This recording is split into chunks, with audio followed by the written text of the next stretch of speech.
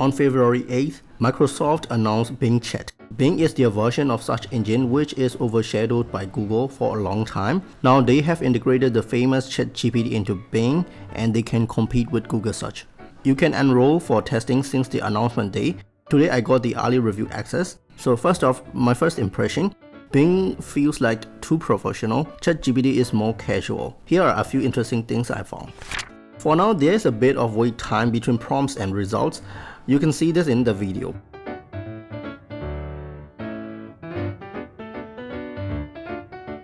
I think it will get faster over time. For next few examples, I have cut these waiting parts from the videos to save time. If you watched the announcement or read any articles, you might already know about this one. Unlike ChatGPT, Bing results show the citations and even give you links.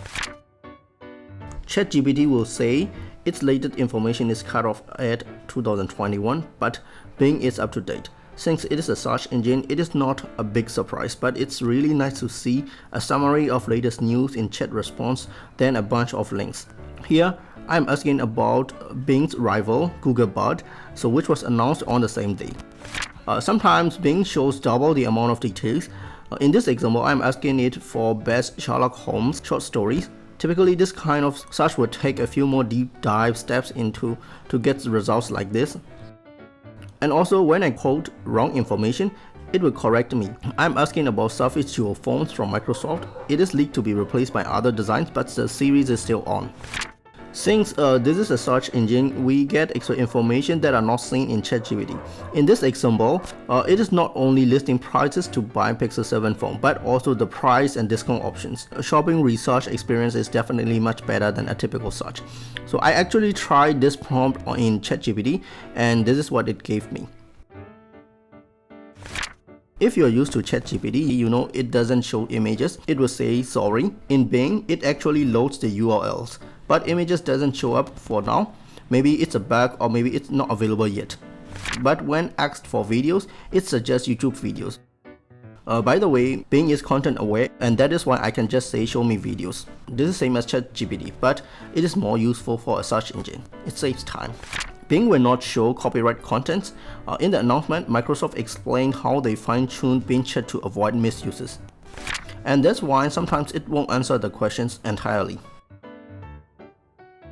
It is still not 100% correct. In here, it is saying Pixel 7 is running Android 12 in iPhone versus Pixel question. When I asked the exact question, it got it right. I guess this will become much better over time. I think for now you should ask more direct and precise questions than vague ones to avoid this kind of errors. If you don't know it yet, Microsoft has their own AI for programming based on the same GPT-3 model. It is as mind-blowing as ChatGPT. So I'm not sure if they are tuning like that for Bing, but what I know is these codes have comments so that you can read what they are for. If you're used to ChatGPT, you know that you can save your history by groups. For now, Bing doesn't save your history. If you do another search in typical Bing search box, the previous history goes away, or you can clean it manually by clicking this broom icon. Okay, after checking it, I think such experience is truly next level. I really love that it shows me exactly what I need, and I can read further from the links.